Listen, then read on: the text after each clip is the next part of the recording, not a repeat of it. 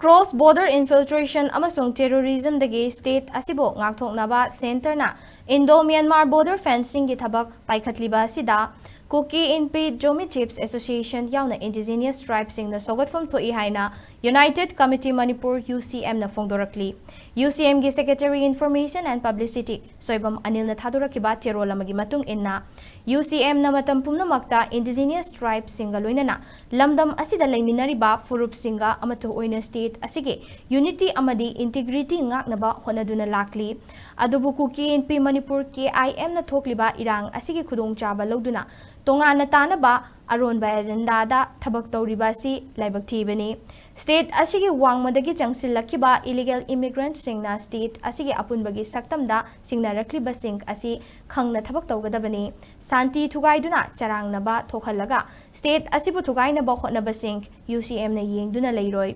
maram aduna aranba propaganda sandoktuna state asige apunbagi saktamda singnabagi thawong KIM na lepkadabani amadi laiminariba furup singna border fencing da mapung fana sawatuna cross border infiltration amasung terrorism thingnaba honasi haina UCM gi cherol asina phongdorakli